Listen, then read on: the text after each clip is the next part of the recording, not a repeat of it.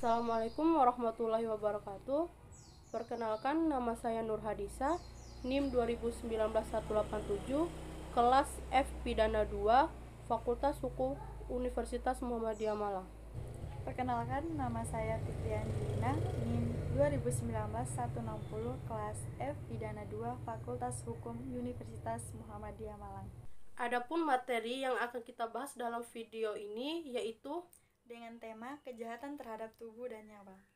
Adapun substansi materi yang akan kita bahas yaitu pertama, unsur-unsur tindak pidana, kedua, jenis-jenis tindak pidana, ketiga, kejahatan terhadap nyawa, dan keempat, kejahatan terhadap tubuh.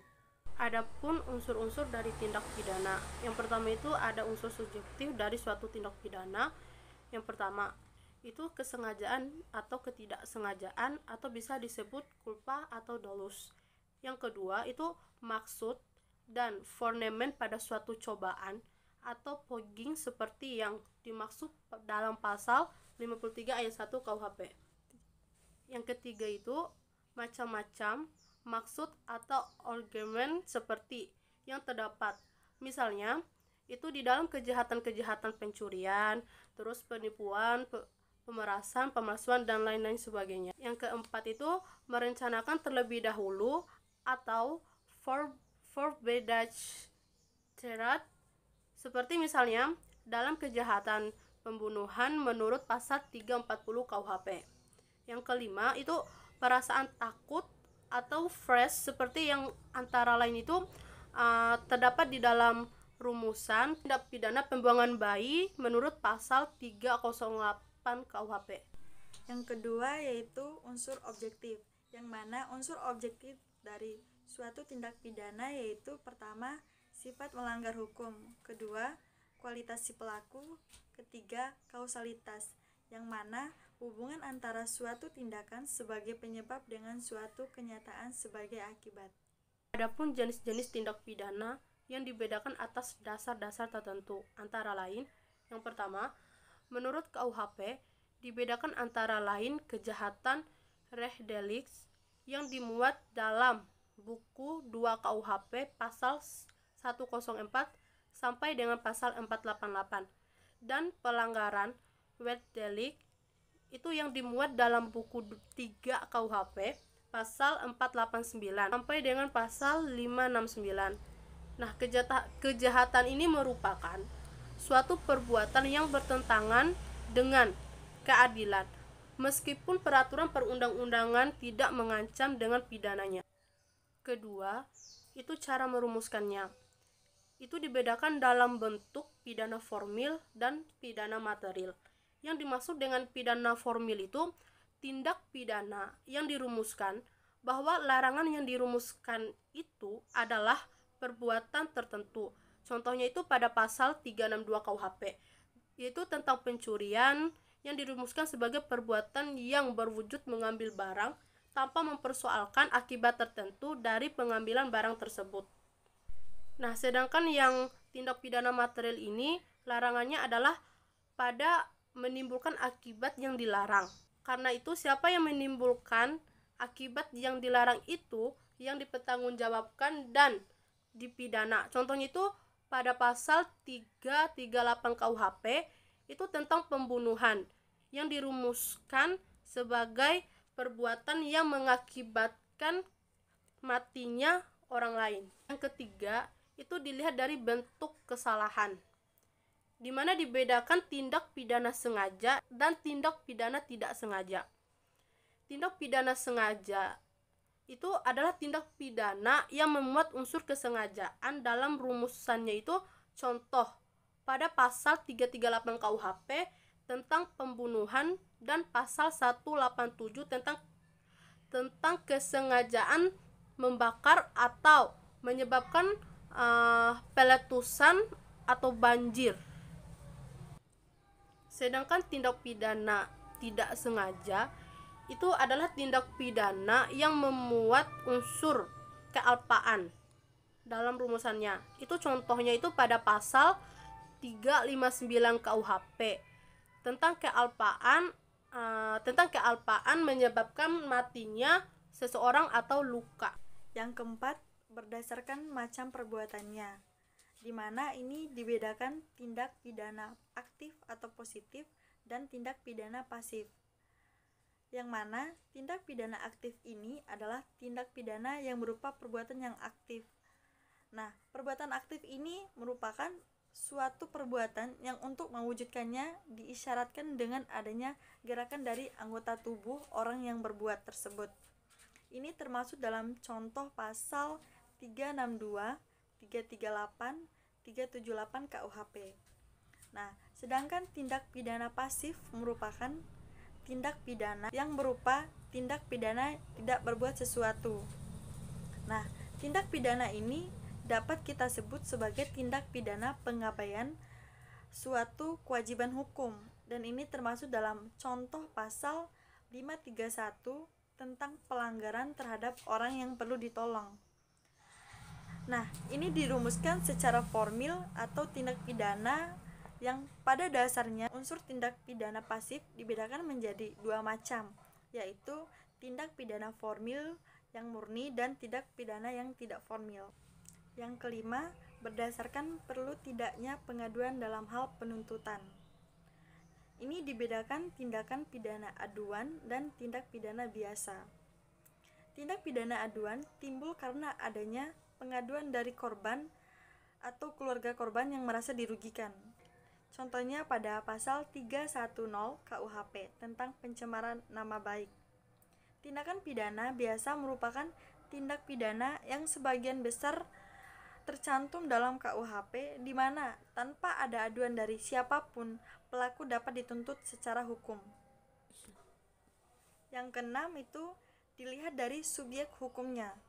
Nah, ini dibedakan menjadi dua, yaitu tindak pidana komunia dan tindak pidana propria. Yang mana tindak pidana komunia ini adalah tindak pidana yang dapat dilakukan oleh semua orang pada umumnya. Tindak pidana memang diberlakukan pada semua orang. Sedangkan tindak pidana propria merupakan tindak pidana yang hanya dapat dilakukan oleh orang yang berkualitas tertentu. Contohnya pada pasal 346 KUHP tentang seorang wanita yang menggugurkan kandungannya sendiri. Yang ketujuh yaitu berdasarkan berat ringannya ancaman pidana. Ini dibedakan tindak pidana bentuk pokok atau NPO delicten, tindak pidana yang diperberat, atau G-qualitatively delicten, dan tindak pidana yang diperingan atau G-privileged delicten. Adapun kejahatan terhadap nyawa. Kejahatan terhadap nyawa merupakan kejahatan berupa penyerangan terhadap nyawa orang lain, yang dimana itu untuk menghilangkan nyawa orang lain, seseorang atau pelaku harus melakukan sesuatu atau suatu rangkaian tindakan yang berakibat dengan meninggalnya orang tersebut. Kejahatan terhadap nyawa ini di dalam KUHP dapat dikelompokkan menjadi dua dasar, yaitu yang pertama itu atas dasar unsur kesalahan, dan yang kedua itu atas dasar objeknya atau nyawa. Dari atas dasar kesalahan itu terbagi menjadi dua kelompok kejahatan terhadap nyawa. Di antaranya yang pertama itu kejahatan terhadap nyawa yang dilakukan dengan sengaja, dan yang kedua itu kejahatan terhadap nyawa yang dilakukan karena kelalaian. Sedangkan atas dasar objeknya atau kepentingan hukum yang dilindungi itu kejahatan terhadap nyawa dengan sengaja dibedakan dalam tiga macam, yaitu yang pertama itu kejahatan terhadap nyawa orang pada umumnya. Itu dimuat dalam pasal 338, 339, 340, 334 dan 345 KUHP. Yang kedua itu kejahatan terhadap nyawa bayi pada saat atau tidak lama setelah dilahirkan, dan dimuat dalam pasal 341, 342 dan 343 KUHP.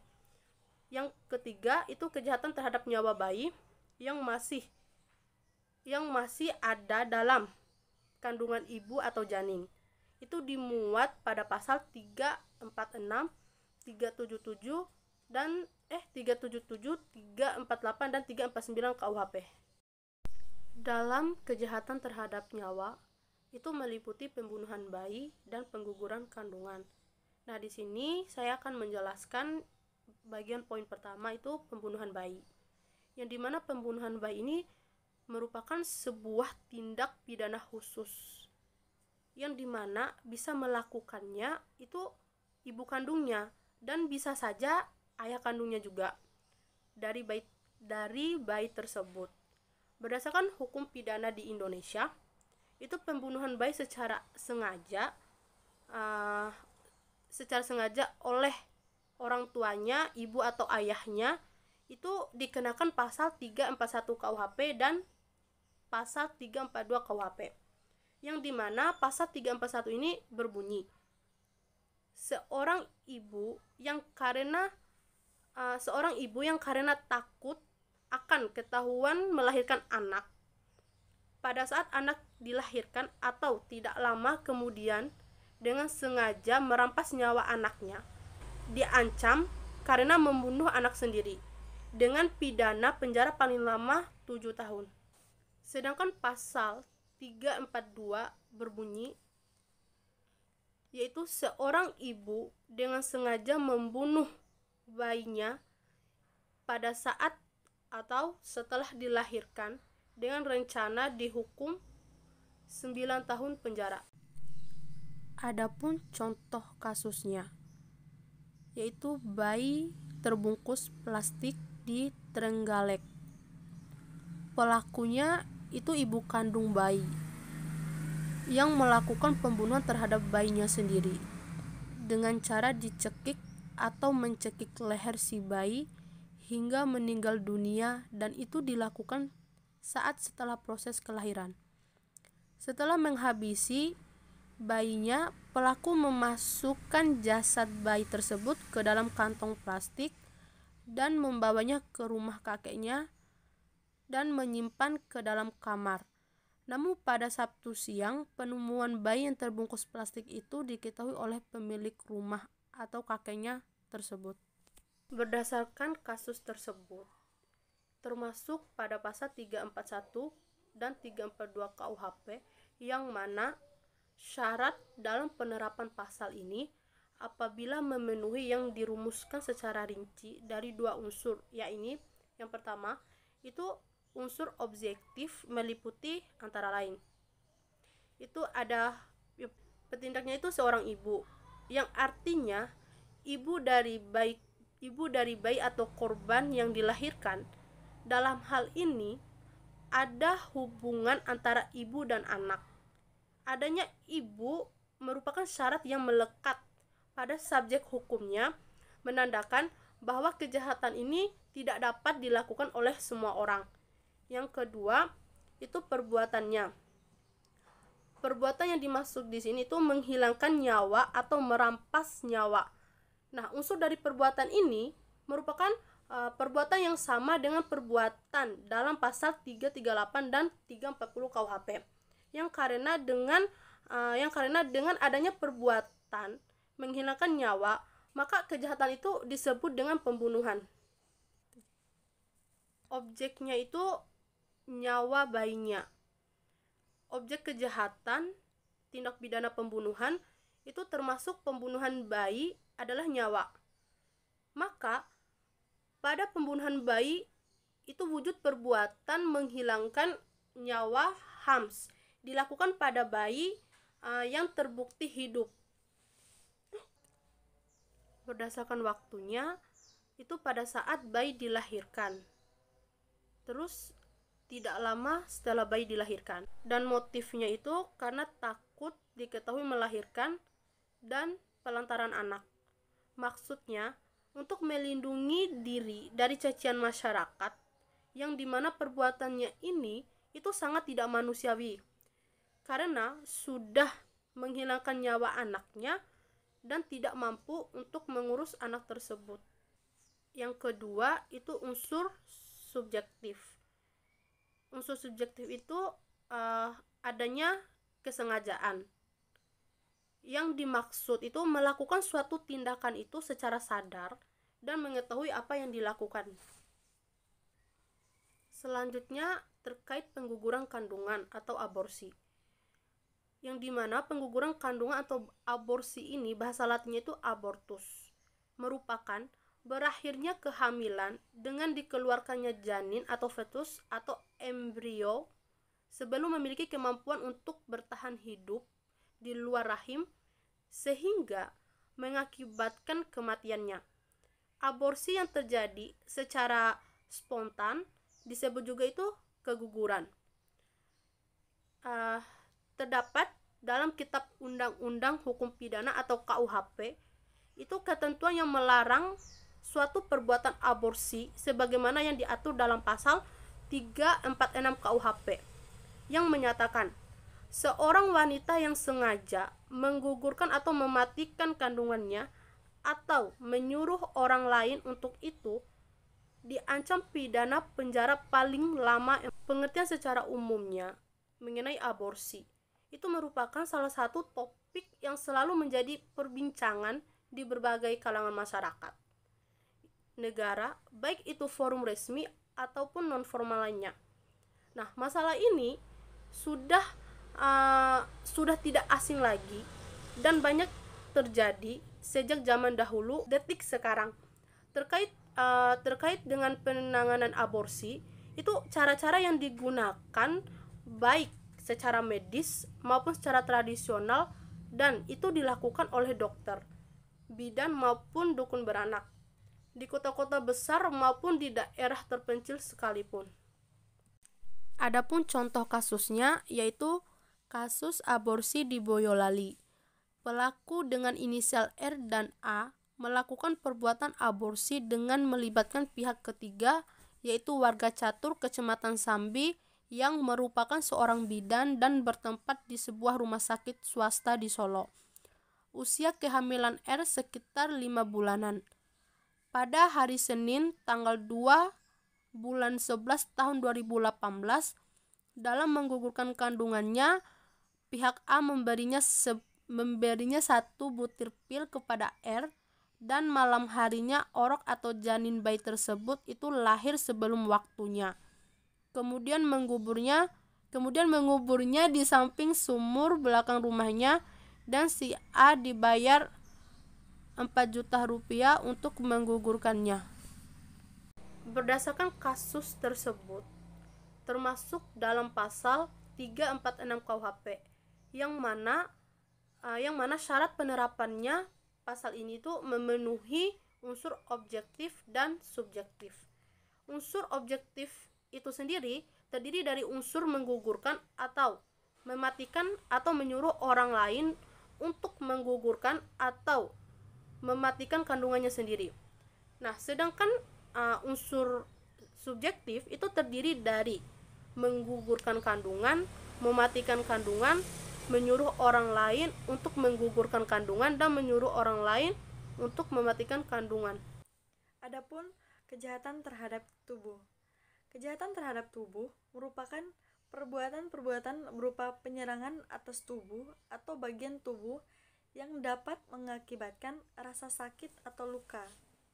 Bahkan karena luka yang sedemikian rupa pada tubuh dapat menimbulkan kematian.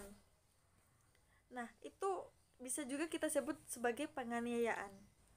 Penganiayaan merupakan kesengajaan yang menimbulkan rasa sakit atau menimbulkan luka pada tubuh orang lain.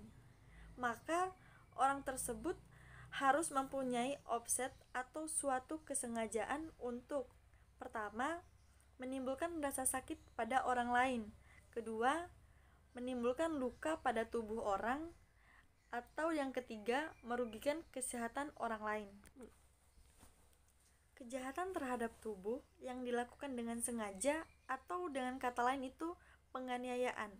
Dalam Kitab Undang-Undang Hukum Pidana atau KUHP itu dibedakan dalam 6 macam, yaitu pertama, penganiayaan biasa. Itu termaksud pada pasal 351 KUHP, yang mana pada pasal 351 KUHP ini dengan rumusan sebagai berikut. Pertama, penganiayaan dipidana dengan pidana paling lama 2 tahun, 8 bulan atau pidana denda paling banyak Rp4.500. Kedua, Jika perbuatan itu menyebabkan luka-luka berat, yang bersalah dipidana dengan pidana penjara paling lama 5 tahun. Ketiga, jika mengakibatkan kematian, dipidana dengan pidana penjara paling lama 7 tahun. Yang keempat, dengan penganiayaan disamakan dengan sengaja merusak kesehatan. Yang kelima, percobaan untuk melakukan kejahatan ini tidak dipidana. B. Penganiayaan ringan. Ini termaksud dalam pasal 352 KUHP, yang mana kejahatan yang diberi kualifikasi sebagai penganiayaan ringan oleh undang-undang ialah penganiayaan yang dimuat dalam pasal 352 yang rumusannya sebagai berikut. 1. Kecuali yang tersebut dalam pasal 352 dan 356, maka penganiayaan yang tidak menimbulkan penyakit atau halangan untuk menjalankan pekerjaan, jabatan, atau pencarian dipidana sebagai penganiayaan ringan dengan pidana penjara paling lama 3 bulan atau pidana denda paling banyak Rp4.500. Pidana dapat ditambah sepertiga bagi orang yang melakukan kejahatan itu terhadap orang yang melakukan kejahatan terhadap orang yang bekerja padanya atau menjadi bawahannya. Kedua, percobaan untuk melakukan kejahatan ini tidak Yang ke-C, penganiayaan berencana. Ini termaksud dalam pasal 353 Kitab Undang-Undang Hukum Pidana. Nah, dalam pasal 353 KUHP ini mengenai penganiayaan berencana merumuskan sebagai berikut. Pertama yaitu penganiayaan dengan rencana lebih dulu, dengan penjara paling lama 4 tahun. Kedua, jika perbuatan itu menimbulkan luka-luka berat, yang bersalah dipidana dengan pidana penjara paling lama 7 tahun. Yang ketiga, jika perbuatan itu mengakibatkan kematian, yang bersalah dapat dipidana dengan penjara paling lama 9 tahun. Poin D, penganiayaan berat. Ini termasuk dalam pasal 354 KUHP, yang dimana penganiayaan berat yang dirumuskan dalam pasal ini dengan rumusan sebagai berikut. Pertama, barang siapa dengan sengaja melukai berat orang lain dipidana karena melakukan penganiayaan berat dengan pidana paling lama 8 tahun di penjara. Kedua, jika perbuatan itu mengakibatkan kematian, maka yang bersalah dapat dipidana dengan penjara paling lama 10 tahun. Poin E, penganiayaan berat berencana. Ini termaksud dalam pasal 355 Kitab Undang-Undang Hukum Pidana atau KUHP, yang mana jenis penganiayaan berat berencana ini dalam pasal ini, penganiayaan ini pada dasarnya merupakan bentuk penganiayaan berat yang dilakukan dengan rencana. Dan penganiayaan ini merupakan gabungan antara penganiayaan berat dengan penganiayaan berencana. Maka dari itu, niat pelaku atau kesengajaan pelaku itu tidak cukup bila ditunjukkan dengan perbuatannya saja dan terhadap luka beratnya, tetapi kesengajaan itu harus ditujukan terhadap unsur berencananya, yang mana penganiayaan dengan cara dan terhadap orang-orang yang berkualitas tertentu dengan memberatkan pada pasal 356 Kitab Undang-Undang Hukum Pidana atau KUHP.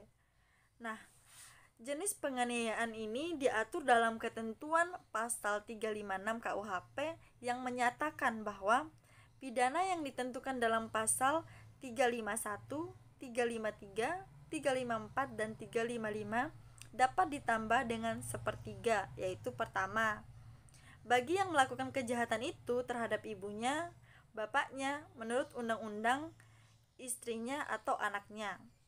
Yang kedua, jika kejahatan dilakukan terhadap seorang pejabat ketika atau karena menjalankan tugasnya yang sah. Yang ketiga itu jika kejahatan dilakukan dengan memberikan bahan berbahaya bagi nyawa atau kesehatan untuk dimakan atau diminum. Berdasarkan pasal 356 Kitab Undang-Undang Hukum Pidana atau KUHP, ini terdapat dua hal yang memberatkan berbagai penganiayaan, yaitu diantaranya pertama, kualitas korban, yang mana ini maksudnya apabila korban penganiayaan tersebut berkualitas sebagai seorang ibu atau bapak, istri, anak, serta pegawai negeri yang ketika atau karena menjalankan tugasnya yang sah. Kedua, cara atau modus penganiayaan, yang mana maksudnya ini dalam hal penganiayaan itu dilakukan dengan cara memberi bahan untuk dimakan atau untuk diminum. Adapun contoh kasus pembunuhan biasa, yaitu 2 pengamen kasus pembunuhan terancam 15 tahun penjara. Korban berinisial D yang berprofesi sebagai pengamen pendatang ditemukan tewas di bawah jembatan Cipulir, Jalan Ciledug Raya, Kebayoran Lama, Jakarta Selatan. Kejadian ini diduga kasus pengeroyokan atau penganiayaan sekaligus pembunuhan, dan ini dilakukan oleh 2 orang terdakwa yang berinisial AS dan NP yang berprofesi sebagai pengamen juga. Ini melakukan pengeroyokan dan penusukan pisau pada bagian belakang kuping korban dan menusukannya juga pada bagian rusuk korban, lalu meninggalkan korban begitu saja. Posisi korban tersebut meninggal dalam keadaan sujud. Berdasarkan kasus tersebut, termasuk dalam penerapan pasal 338 Kitab Undang-Undang Hukum Pidana atau KUHP, yang mana ini harus memenuhi 3 syarat. Pertama, adanya wujud perbuatan. Yang kedua, adanya akibat berupa kematian atau orang lain. Dan yang ketiga, adanya hubungan sebab akibat atau causal verban antara perbuatan dengan akibat berupa kematian. Demikian penyampaian materi dari kami. Lebih dan kurangnya kami mohon maaf. Wabillahi taufiq wal hidayah. Wassalamualaikum warahmatullahi wabarakatuh.